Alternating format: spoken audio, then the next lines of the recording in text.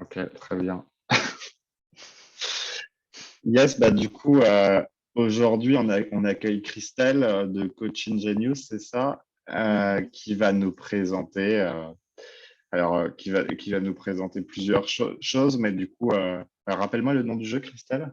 Lika- Lican, Lican, yes.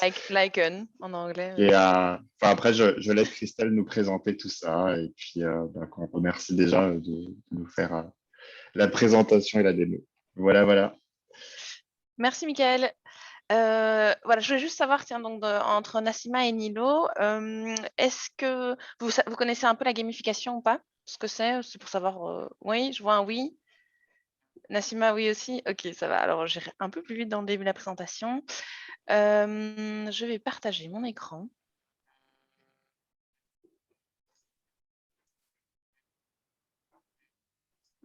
Voilà. Est-ce que vous voyez tous mon écran du coup maintenant? Ça a l'air bon, yes. Ok. Donc, vous connaissez tous la gamification, vous jouez tous à des jeux, j'imagine, du coup aussi? Vous pouvez- Ouais, forcément, on joue à plein de jeux. Moi, j'aime bien notamment les jeux de rôle en ligne. Ok. Et des jeux vidéo, il faut se déplacer. Ouais, complètement. Ouais. Et Nilo et Nassima? Oui, pareil. Moi, c'est plutôt FPS. Ok. Ça va, comme ça je vois un peu ce que vous connaissez déjà. Alors je vous propose de commencer par présenter notre startup. Alors je vais commencer par moi parce que c'est moi qui l'ai créée. Donc au départ je suis ingénieure, j'ai travaillé pendant 10 ans dans différentes entreprises, toujours dans le secteur nucléaire, donc d'abord dans la médecine nucléaire et puis dans l'énergie nucléaire.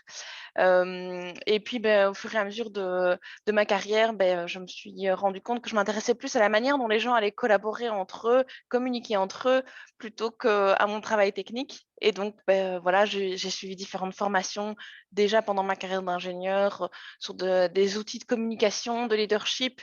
Et puis enfin, j'ai suivi une formation en coaching à la Fédération internationale de coaching. Et donc, j'ai commencé il y a 4 ans à faire du coaching avec des groupes et des individus en parallèle de mon job d'ingénieur que je faisais en 4/5e. Et puis, il y a 1 an, j'ai lancé la startup Coaching Genius. Et donc, nous avons commencé à créer notre tout premier jeu vidéo que je vais vous présenter aujourd'hui, qui est utilisé comme outil de coaching d'équipe. Alors, les quelques photos ici, l'idée, c'est que ce que je voulais montrer par là, c'est que je suis une grande rêveuse. J'ai toujours eu des rêves. Quand j'étais gamine, je voulais être astronaute. C'est pour ça que j'ai fait des études d'ingénieur. Et donc, voilà, à 18 ans, eh bien, j'ai participé à un concours organisé par l'Agence spatiale européenne et j'ai gagné. Donc, j'ai quand même pu profiter des joies de l'impesanteur pendant une dizaine de minutes. Bon, alors, pour info, j'ai postulé à l'ESA pour être astronaute. Alors, si jamais vous connaissez des gens qui travaillent là-bas, n'hésitez pas à leur faire signe. Voilà, maintenant j'ai le mal des transports, donc voilà, s'ils ne me prennent pas, je serai contente aussi. J'ai pas mal voyagé avec mon homme. On a voyagé pendant 1 an en sac à dos et ça m'a vraiment permis de me rendre compte que ce que j'adorais, c'était vraiment la découverte des gens, des autres modes de vie, euh, des autres types d'opinions, voilà, comment les autres personnes pouvaient fonctionner, que ça crée vraiment une richesse pour moi. Donc ça a vraiment aussi été un élément déclencheur, ce voyage. Et puis, cet homme que j'ai rencontré il y a 17 ans, avec qui j'ai passé la moitié de ma vie, est devenu le père de mes 2 enfants et du coup maintenant mon partenaire de travail aussi, vu qu'il développe pour la société Coaching Genius. Et alors ma plus vieille activité, c'est la musique en orchestre. Donc, je joue en orchestre depuis que je suis gamine et j'adore. Et c'est pour moi ce groupe qui crée un seul résultat final, c'est vraiment pour moi une énorme source d'inspiration pour le travail d'équipe. Du coup, que ce soit à travers la musique ou en entreprise. Donc, c'est vraiment finalement comment les gens collaborent ensemble pour créer un résultat performant ensemble. C'est vraiment ça qui me motive. Alors, la start-up, elle est née en plein Covid. Je regarde après ce que j'avais mis. L'idée, en fait, c'est que je me suis lancée il y a 1 an, 1er octobre 2020. Et puis, je me suis dit, OK, qu'est-ce que je fais maintenant? Voilà, j'ai un temps plein pour moi, qu'est-ce que je fais? Donc, je suis allée voir un incubateur en Belgique, à Louvain-la-Neuve. Et je leur ai dit que je trouvais que c'était super chouette de faire des jeux plutôt très immersifs avec le casque de réalité virtuelle, hein, que vous connaissez probablement tous, parce que du coup, ça permettait vraiment aux gens d'être immergés dans le jeu, de ressentir des émotions, vous savez, l'émotion qui va activer la mémoire du corps. Et donc, l'idée était d'utiliser des jeux immersifs qui pourraient servir après à des fins de formation ou de coaching. Plutôt en mode soft skills, ben tiens, comment est-ce que je me suis comportée pendant le jeu? Qu'est-ce qui fait que j'ai pris telle et telle décision? Et quel est le lien finalement avec mon comportement au travail? Et donc, mais voilà, en plein Covid, on s'est dit, OK, on va plutôt se réorienter vers des jeux en ligne. Et donc, c'est vraiment notre produit phare à côté du coaching que je fais plus traditionnel, on va dire. Mais donc, notre produit phare, c'est vraiment le jeu 3D immersif en ligne, vraiment dédié à la formation soft skills, au coaching d'équipe et why not au team building pour les entreprises qui souhaitent simplement jouer en ligne. Et donc, on est 4 dans l'entreprise, donc il y a 3 développeurs et j'aime beaucoup cette photo. C'est un peu, bon, trouver l'intrus, quoi. Donc, sur cette photo, qui, selon vous, sont les 2 intrus? Alors, j'ai un petit indice à vous donner. Il y a déjà quelqu'un qui m'a dit: «Ce n'est pas la personne du milieu», et effectivement, c'est un premier indice. Je sais que c'est pas évident, mais effectivement, la personne du milieu n'est pas un des programmeurs de notre équipe. Voilà. Donc nos programmeurs, bon, on a Édouard, Joe et Sylvain. Donc Edouard qui est architecte IT, Joe qui a un doctorat en informatique et Sylvain qui est ingénieur IT. Et donc ils développent à 3 les jeux. Alors quelques chiffres, donc on a commencé en octobre avec l'incubateur. On s'est dit OK, on va créer un jeu. On s'est basé sur le jeu du loup-garou et on a eu nos premiers clients. Alors le tout premier client, on l'a eu en février.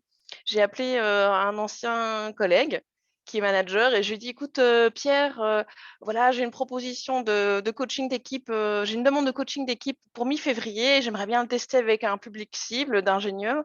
Alors si tu me prends une activité avant la mi-février, je te fais un super prix.» Et il m'a dit: «OK.» Et on a eu comme ça notre premier client. Et c'était vrai, je n'ai jamais menti. Bon, on n'a pas eu l'autre contrat, et heureusement. Mais on a eu comme ça notre premier client qui a testé. Et à chaque fois qu'on a eu des clients, on redemandait des feedbacks. Et toutes les semaines, notre jeu changeait en fait. On a amélioré comme ça le jeu en continu. On est vraiment parti du MVP, hein, le minimum valuable product, le plus petit produit qu'on puisse vendre. Et on a amélioré le jeu de semaine en semaine. Et donc, du coup, on a commencé à vraiment jouer entre mars et juin. Ça a été vraiment notre grosse période de rush. On a eu environ 350 joueurs sur 9 pays différents entre l'Europe et l'Asie. Hein, vu que ce sont des jeux en ligne, ça a cet avantage-là. Pour en tout 17 activités. Donc, si vous faites le compte, je pense que ça fait, je ne sais plus, j'avais fait le calcul, mais oui, une vingtaine de joueurs en moyenne. Alors, on avait des équipes de 7 joueurs et on a été jusqu'à 70 joueurs en même temps. Et on les met sur plusieurs serveurs de jeu. Voilà, on est passé sur différents médias belges. Bon, c'est pour ceux qui regardent les médias belges, évidemment. Vous nous avez peut-être vus à la télé, entendu à la radio ou vus dans les journaux. Et on a eu différents clients belges ou à l'international. Voilà, j'en ai repris certains ici. Alors, la gamification, je ne vais pas m'attarder dessus, vu que visiblement, vous connaissez tous ce qu'est la gamification. Mais donc, j'aime bien parler des 4 clés du fun, surtout les typologies des joueurs. Je vais vous montrer après dans notre jeu comment on fait le lien avec la typologie du joueur. Bon, des domaines d'application, exemple, j'imagine que je passe, ou il y a quelqu'un qui voudrait peut-être en savoir plus? Si oui, vous pouvez toujours lever la main ou crier un petit oui. Mais je pense que vous connaissez tous aussi. Parmi ceux qui viennent de nous rejoindre, alors il y a Olivier qui ne nous a pas encore rejoint a priori au niveau de l'audio, mais Aurélien et Laurence, je pense que les deux connaissent un petit peu la gamification et Ok. des...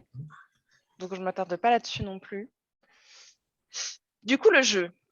Le jeu Lycan, donc j'étais un peu vite dans mes explications, mais donc effectivement, il a été créé. Donc j'étais venue avec un concept ici. On voit l'incubateur, c'est une photo de l'incubateur où je suis allée. J'ai dit voilà, je veux utiliser un jeu vidéo comme outil de team coaching. Et donc on a défini ensemble. Et tiens, en fait, à quelle problématique est-ce que je souhaite répondre et qui est mon client cible? Puis j'ai fait une étude de marché. J'avais lancé une landing page très simple où je disais vous cherchez un team coaching en ligne basé sur un jeu vidéo, contactez-moi. Et j'ai eu comme ça des contacts d'entreprise. Et puis quand je les avais au téléphone, j'ai dit en fait, j'ai pas le jeu maintenant, désolée. Et si vous avez un quart d'heure à me consacrer, j'ai des questions à vous poser. Et c'est comme ça que j'ai commencé à créer le projet. Et à ce moment-là, la plupart des gens me disaient, en fait, nous, on veut surtout rigoler parce que c'est le Covid et on n'a pas forcément envie de faire du coaching ou de la formation. Mais voilà, donc j'avais défini comme ça un peu le produit qu'on voulait faire. Donc, on est passé après au MVP, donc vraiment notre tout premier produit. Alors, je peux vous montrer après notre teaser. C'était vraiment, on a juste créé un décor. On avait le concept du jeu. On voulait se baser sur le jeu du loup-garou. Et on a juste fait un petit teaser avec le décor et j'envoyais ça pour accrocher le public. Et ça marchait. Ils me contactaient, ils disaient, oh, ça a l'air chouette, tu peux m'en dire plus. Et ça me permettait comme ça, à chaque fois, de récolter des feedbacks et de voir ce que les gens attendaient, en fait, et comment on pouvait créer notre jeu. On a fait des tests entre nous, avec des amis, avec, voilà, avec des potes. Et puis le premier client que je vous ai raconté, hein, qui nous a vraiment permis après d'attirer d'autres clients parce il avait commenté à une publication LinkedIn. Et à chaque fois qu'on a des nouveaux clients, donc, je reprenais leur feedback pour voir quels étaient les aspects qu'il fallait améliorer pour qu'ils aient vraiment une expérience la plus agréable possible, que ce soit pendant les explications, pendant le jeu ou au niveau du coaching que je réalisais après. Alors, je vais peut-être juste vous expliquer, comme on est un petit groupe, je profiterai qu'on joue après ensemble pour vraiment vous expliquer plus en détail les règles du jeu. Mais donc, pour info, le jeu donc, est basé sur le jeu Loup-garou. Alors, pour vous expliquer les règles, donc, on va dire qu'il y a deux clans. Il y a des loups-garous, des villageois, avec ou sans pouvoir magique, et des loups-garous. Et donc, vous allez tous vous retrouver dans ce village et des rôles vont vous être distribués. Je vous demanderai à ce moment-là de rallumer vos caméras et vos micros parce que le but, c'est que vous jouiez ensemble en vous parlant, en regardant peut-être ce que les autres font à certains moments de la partie, est-ce qu'ils ont l'air douteux ou pas. Et donc, quand la partie va commencer, vous allez chacun recevoir des rôles. Ne le dites pas aux autres. Votre rôle, il est pour vous. Et le but, c'est si vous êtes un villageois, d'éliminer les loups-garous parce qu'eux vont vous éliminer. Ou si vous êtes un loup-garou, d'éliminer les villageois. Donc, comment ça va se passer? Quand la nuit va arriver, les villageois vont s'endormir. Donc, pour ça, vous allez voir, vous devez rentrer dans une maison et vous allez avoir un ciel noir étoilé. Et puis, quand la nuit arrive, ceux qui sont des loups-garous vont revêtir leur avatar de loup-garou. Et ils vont choisir entre eux une personne qu'ils souhaitent éliminer.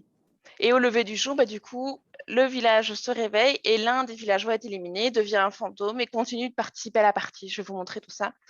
Il faut que les villageois survivent et donc éliminent les loups-garous. Et pour ça, ils ont différents indices. Il y a un villageois qui ne dort pas la nuit, qui s'appelle l'insomniaque et qui peut se cacher.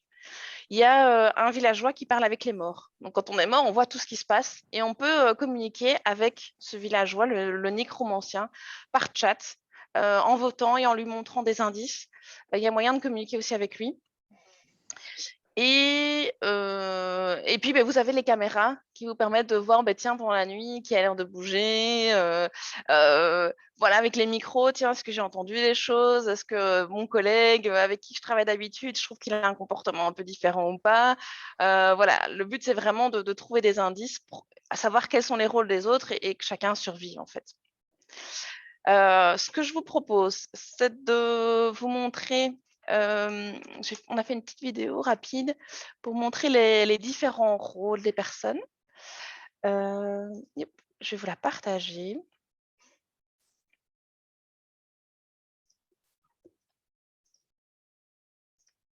Si jamais vous souhaitez la revoir, allez sur notre chaîne YouTube, vous tapez Coach in Genius en 3 mots, Coach in Genius sur YouTube et vous retombez sur cette vidéo aussi.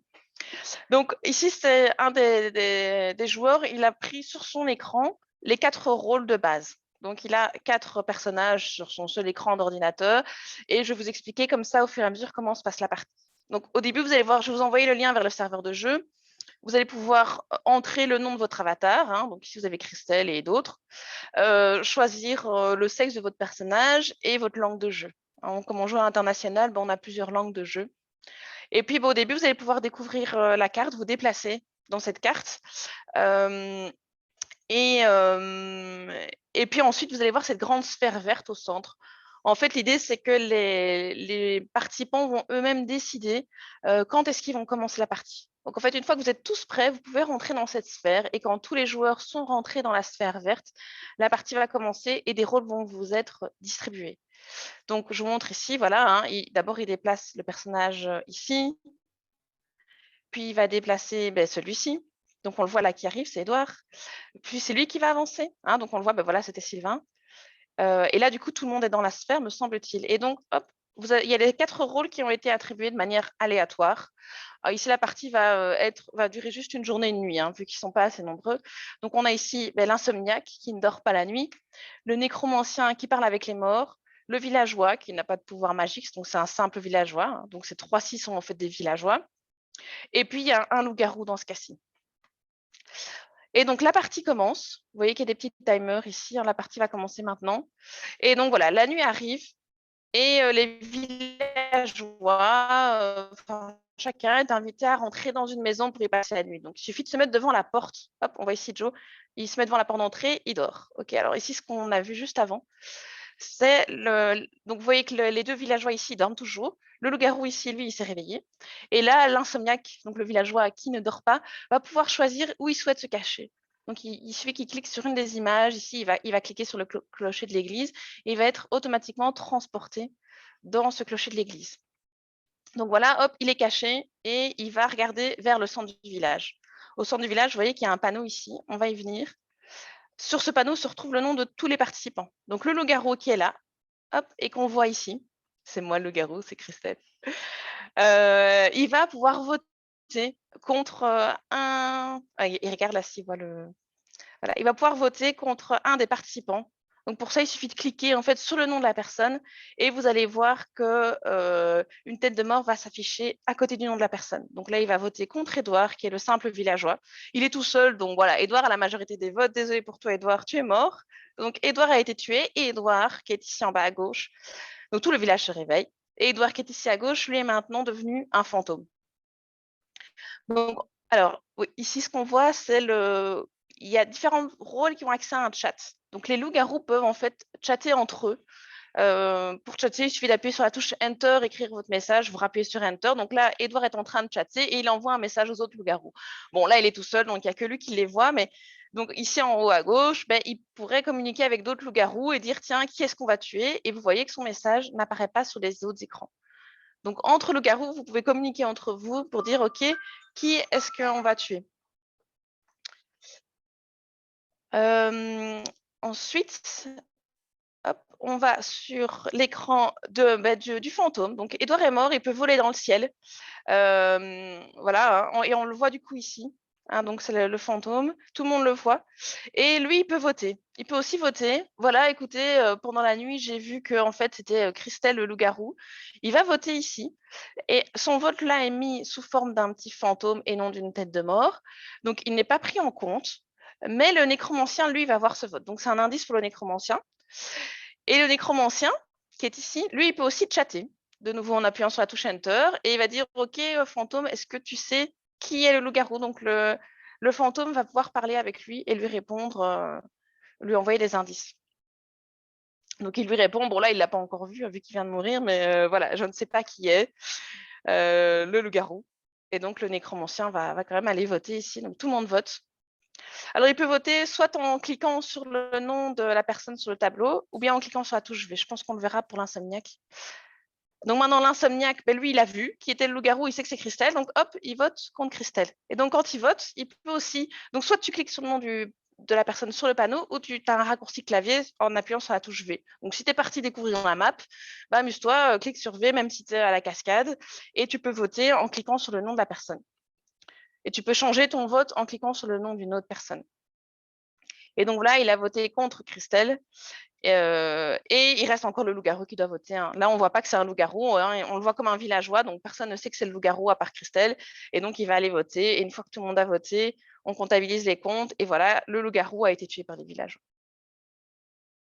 Voilà en gros le déroulement d'une nuit et d'une journée.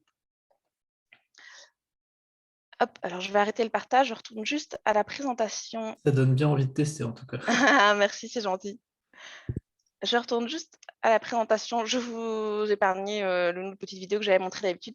Ce que j'aime bien, c'est mettre en avant la typologie des joueurs et des 4 profils de Bartle que j'ai découvert dans le livre que vous ne connaissez peut-être pas ou probablement que si, où j'ai vraiment découvert des outils intéressants qui ont fait qu'on a beaucoup amélioré le jeu cet été. Donc, dans ces 4 profils de Bartle, on va avoir les tueurs, les accomplisseurs, les socialisateurs et les explorateurs. Et on a vraiment cet été hyper customisé le jeu pour pouvoir permettre que chacun des profils soit satisfait et soit content de la partie. Ben, les tueurs, évidemment, eux, ils sont en plein dedans, hein, ils peuvent éliminer l'autre camp. Et alors, à la fin, il voit aussi qui a gagné. Et il y a aussi des points d'expérience qui peuvent être acquis. Et donc, ils peuvent voir aussi, moi, j'ai plus de points que d'autres. Bon. Les accomplisseurs, donc ce sont les personnes qui vont aimer développer leurs compétences et gagner des points d'expérience. On a un système de points d'expérience. Donc à chaque fois qu'ils découvrent un endroit dans la carte, ils gagnent des points d'expérience. À chaque fois qu'ils votent contre quelqu'un, ils gagnent des points d'expérience. Et tous ces points d'expérience, ils les voient s'accumuler au fur et à mesure de la partie. Et à la fin, tous les points d'expérience sont affichés.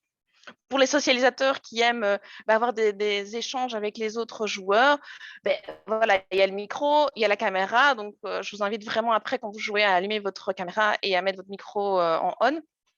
Il y a les chats. Donc, pour les loups-garous,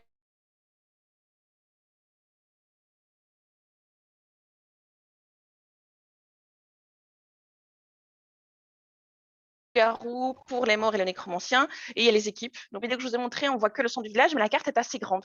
Donc, vous pouvez vraiment vous balader. Il y a une mangrove, il y a une cascade, il y a une grotte, il y a des cimetières, il y a des squelettes à trouver. Voilà, il y a des petits trucs à aller voir. Et à chaque fois que vous allez à différents endroits, vous avez des points d'expérience. Alors, on a juste merdé sur un truc, c'est qu'on a vachement amélioré le jeu cet été. Et comme on n'avait pas de clients en juillet-août, vu que les entreprises n'organisent pas de team building, en fait, on n'a pas upgradé notre serveur de prod. Et on s'est dit, on va le faire ici pour jeudi. Et on a testé du coup toutes les améliorations qu'on avait faites lundi. Et quand on a testé nos améliorations, elles fonctionnaient. Ça, c'était vraiment chouette. C'était gai de tester les points d'expérience. Mais les joueurs, parfois, se faisaient kicker de la partie. Donc, on a un petit bug à ce niveau-là. Et donc, du coup, ce que je vous propose, c'est plutôt de rester sur le serveur de production et pas le serveur de test, où vous allez voir tout ce que je vous ai expliqué jusqu'à présent. Il n'y a juste pas les points d'expérience. Et à la fin, du coup, on n'affiche pas clairement les noms des participants. Mais après, la carte est là. Vous pouvez l'explorer et tout. C'est juste que vous ne verrez pas vos points d'expérience augmenter. Normalement, il y a du son. Le jeu est un petit peu plus fluide aussi. Mais voilà, jusqu'à présent, nos clients ont joué sur le serveur de prod que je vais vous partager. Donc, il y a quand même moyen de s'amuser, mais c'est vrai que j'aurais aimé pouvoir vous montrer nos petites nouveautés.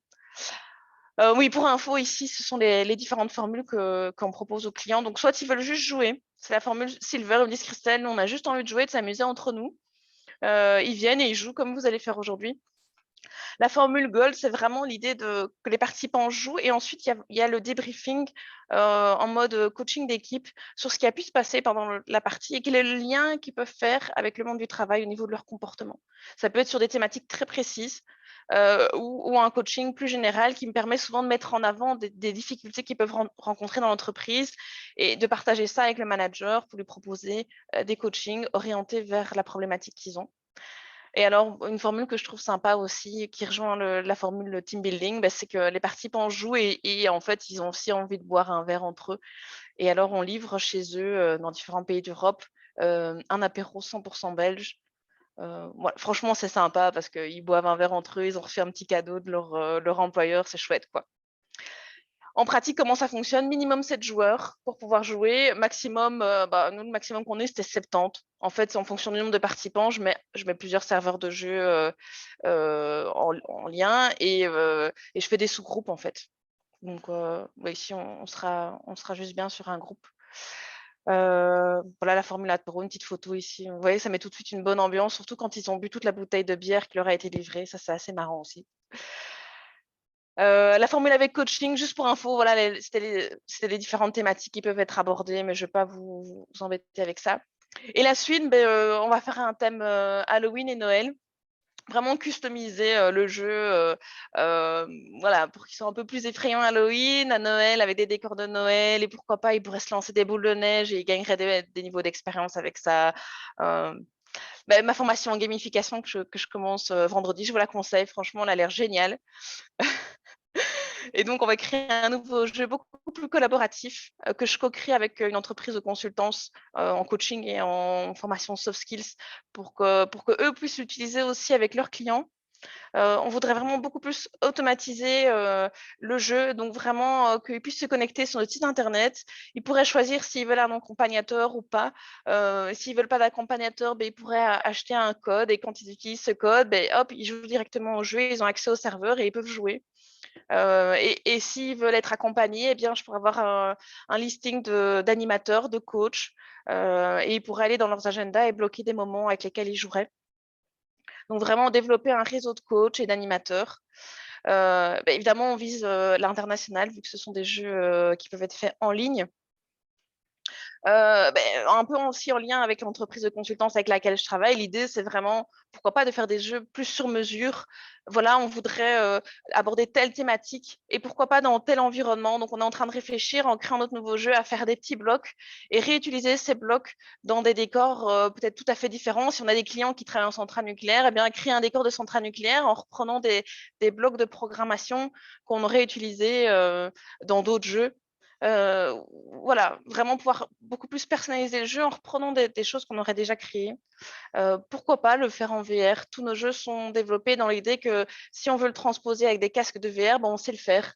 C'est développé sous Unity. Comme vous l'avez vu, c'est vraiment le personnage qui se déplace, hein, donc c'est dans cette même optique. Et pourquoi pas d'autres idées, hein, si vous avez des idées, si vous avez envie de participer à l'un ou l'autre projet, n'hésitez pas à me contacter. J'adore créer en équipe, donc vraiment avec grand plaisir. Si vous avez besoin d'un coup de main pour un truc, n'hésitez pas aussi. Ça, c'est vraiment quelque chose qui me donne beaucoup d'énergie. Donc voilà, j'ai peut-être été un peu vite parce que j'ai envie que vous puissiez jouer et en profiter. Est-ce que vous avez des questions sur la startup, sur le jeu? N'hésitez pas.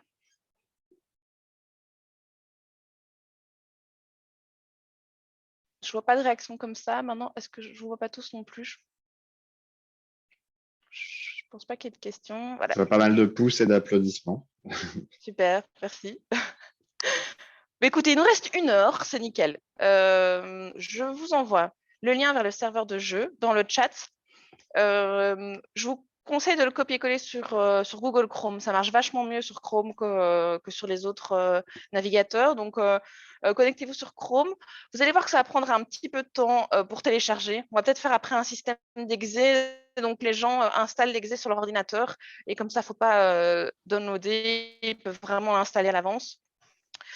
Mais voilà, donc je vous envoie un lien vers le serveur, copiez-collez-le sur Chrome et je reste avec vous, je vais jouer avec vous et je vous réexplique les règles du jeu au fur et à mesure qu'on joue, ce sera plus sympa. Hop.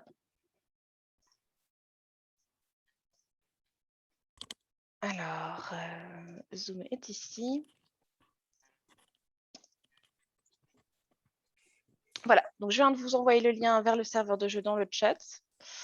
Donc, je vous invite aussi maintenant, on est là pour jouer, pour s'amuser, hein, les gars. Donc franchement, allumez vos micros, allumez votre caméra, franchement, profitez-en.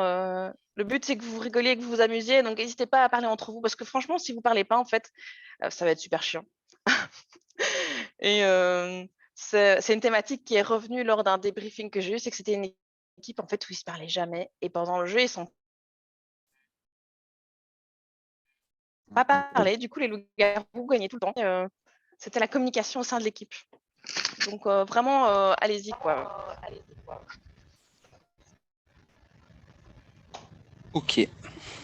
Ouais, ça marche. Nickel.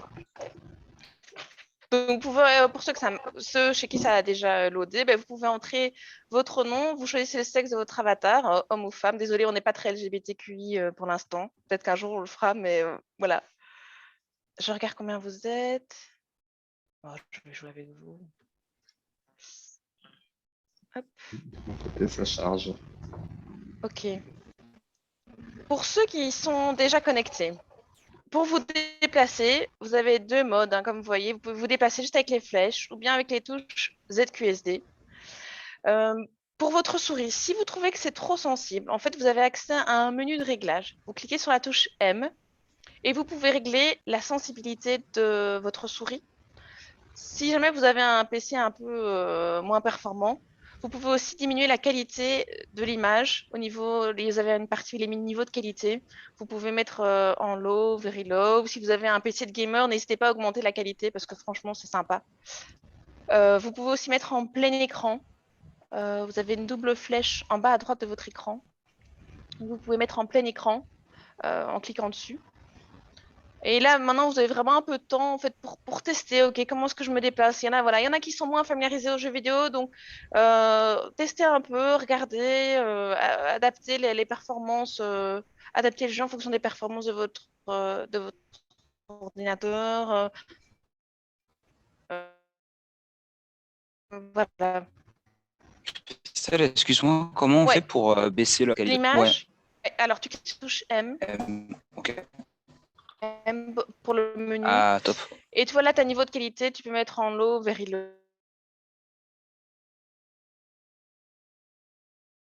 Mettre en mode Ok, plein merci. écran ou pas. Moi, j'ai un énorme écran. Et là, du coup, quand je vais en mode plein écran, ça lag un peu. Donc, souvent, je mets pas en mode plein écran, je laisse en plus petit. Donc, vous pouvez aussi pas mettre full screen et du coup, c'est plus light pour votre PC. Donc, vraiment à vous de voir en fonction de votre PC, de comment vous vous sentez. Et pour ceux qui sont à l'aise, vraiment, allez-y, découvrez déjà la carte. En fait, elle est grande. Alors, du coup, ici, vous ne verrez pas les niveaux d'expérience, mais il y a une grotte, il y a la cascade, il y a une mangrove, il y a tout un ruisseau, il y a 4 squelettes qui sont cachés, il y a un cimetière. Donc, voilà, allez-y, amusez-vous, découvrez un peu la carte pour ceux qui sont plutôt explorateurs. Est-ce que vous êtes tous pour l'instant rentrés dans le jeu déjà? Ou est-ce qu'il y en a qui sont chez qui ça Il y a charge? Mike qui change de pièce pour avoir une meilleure connexion. Ouais, évidemment, c'est mieux d'avoir une chouette connexion. Juste une question, on peut Oui, dézoomer Laurence. ou... Parce que moi j'ai l'impression que j'ai un grand niveau de zoom, non? Ou c'est comme ça? Non, je crois que c'est normal. Non, c'est normal. J'ai un niveau en jeu vidéo qui est en dessous de 0, hein, donc. Ok. Écoute, tu peux simplement te déplacer avec les flèches si tu Oui, veux. ça va, Tu vois, c'est et bon. limite la souris, tu touches pas trop. Tu vois, tu mets juste ta tête bien droite en bougeant ta souris. Mais j'ai Et puis, tu l'impression que je suis peux- vraiment serré, quoi, en fait. C'est les Je zooms à vois. l'ancienne, en fait. On est trop proche des objets. Parce que la ville, elle est vraiment petite. Donc, les choses, elles sont un peu grandes. Ouais, c'est ça, Ok. c'est l'impression que ça donne, mais bon. Ah oui, c'est peut-être parce que c'est des petites maisons ou quoi ou... Je sais pas, là, je suis dans les herbes, dans la Ok. mangrove. Je la cherche. Et si tu mets Gabriel, en full screen, tu vois, tu peux cliquer sur M. M, ouais, j'ai vu. Et alors, tu vois, il est mis plein écran, tu peux cocher la case. Essaye aussi peut-être. Dis-moi si ça te plaît mieux ou pas. je me suis mise en plein écran, ouais. Dis-moi si ça te convient mieux. Ouais. Est-ce que tu trouves que c'est mieux? Tu trouves que c'est toujours trop près comme ça? Bah, je trouve que c'est encore un peu près, mais c'est pas grave, je vais réessayer. Non, c'est mieux en plein écran que pas plein écran. Je pense que c'est lié au fait qu'on soit en vue première personne plutôt que 3, mais moi, c'est vrai que j'ai pas trop l'habitude non plus de jouer en vue première personne, mais sinon, je trouve ça. Oui, ça va. c'est vrai que comme tu es vraiment dans le personnage, Ouais, c'est ça. C'est ça très donne- immersif, oui. Ouais. Ouais. Ouais. C'est vraiment dans cette idée en fait qu'on pourrait réutiliser le jeu avec des casques de VR en fait. C'était ça un peu l'idée au départ. Ouais, en VR, ça doit être marrant aussi. Ouais, là on l'a pas Je- encore. C'est un autre investissement. Pour Zoom, je vous propose que j'arrête l'enregistrement. Je pense que c'est pas, ça aidera peut-être la connexion et je suis pas sûr que c'est très intéressant de De nous nous voir regarder jouer. juste parler.